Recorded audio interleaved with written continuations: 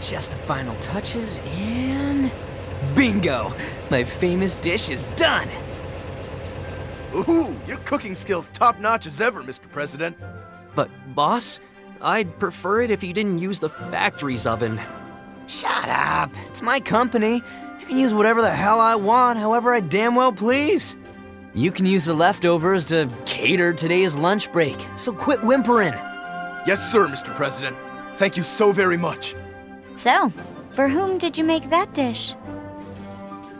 For my sexy little baby Madeline. Bye-bye! Ah, another new girlfriend of yours. It ain't what it... I mean, I could explain. I know. You didn't switch to a new girlfriend, you added another one, right? It seems even days off are busy for men who are hit with the ladies. Hey, hear me out, Vi. Those other girls aren't nothing but appetizers, honest. Oh, is that so? Damn straight. You're my main course. Then it wouldn't be a problem if someone else were to eat this food, would it? Course not. In that case, why don't we go out someplace together? We'll take this dish with us. No? You got it, babe. Where you want to go? Don't matter to me, long as it's with you. It'll be somewhere nice. Somewhere nice? Yeah, girl. I'll take you somewhere nice all night long. Dear diary, jackpot.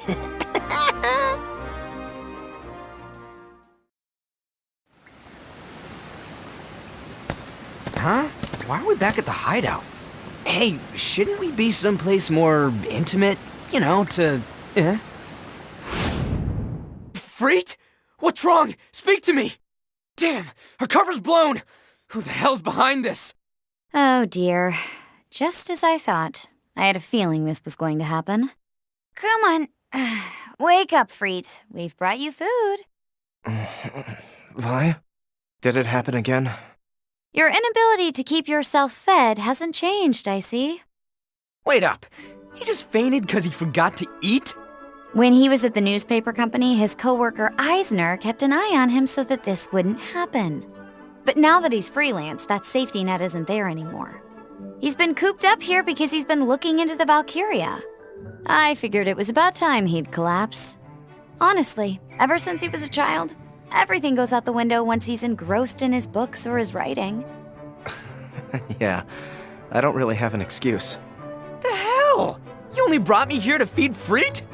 Well, it's less that I brought you and more that I brought the food you made. Then why'd you say it so suggestively? I thought we were gonna, We were? Suppose not.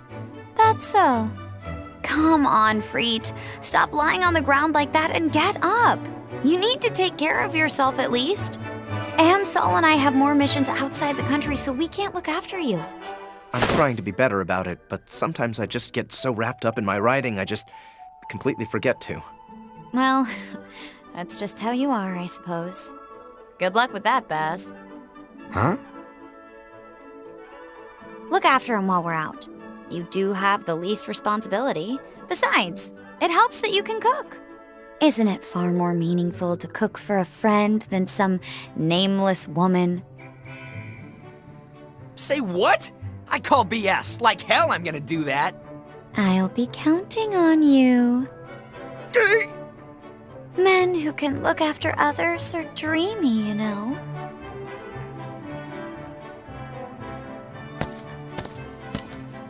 Can't believe I stood up my date with Madeline for this. Can't beat Vi. Some things never change. Food looks delicious though, Baz. Thanks. Make sure to chew it good, you bastard.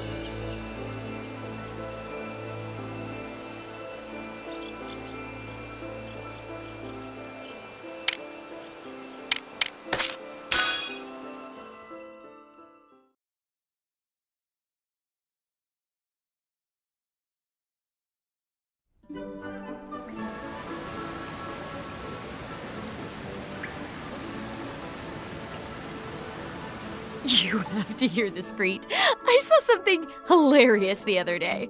It seems Saul lost his glasses when he was back home. Okay, get this. Now, about the conference from the other day.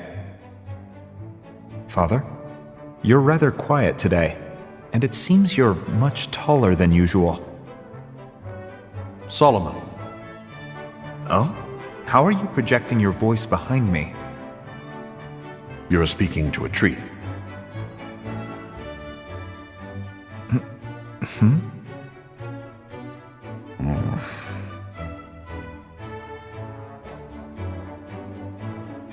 Of all things, a tree! He was mistaking a tree for his foster father. I was watching from the background, but it was so hard trying to keep myself from bursting into laughter. Saul's vision is pretty bad. Where'd you hide his glasses, Vi? Oh, so you saw through that. Well, we have known each other a long time. I made sure to give them back to him. Always was one of your favorite games. You and Baz wouldn't stop until Amlet stepped in. But aren't you a little too old to be doing it now? Age doesn't matter when expressing one's affection. What are you even doing here? Oh, right. That's why I came to see you. There is some truth to your opinion, but I cannot cooperate with you. I see. That's unfortunate. Well, you're backing down rather easily. Where did you misplace your usual negotiation savvy? Very well.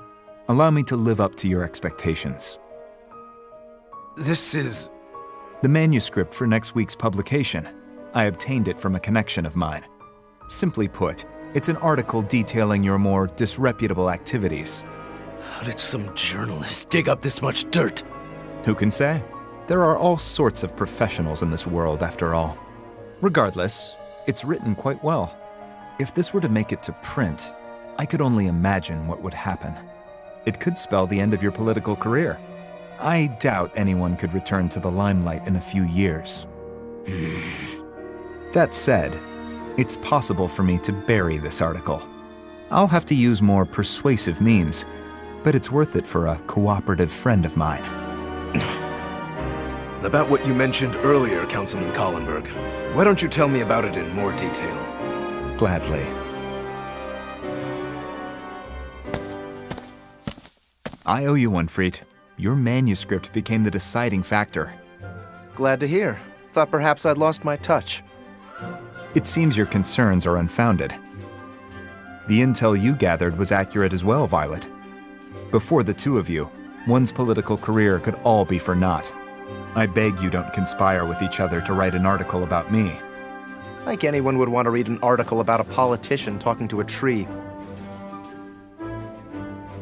I am truly grateful you two aren't my enemies.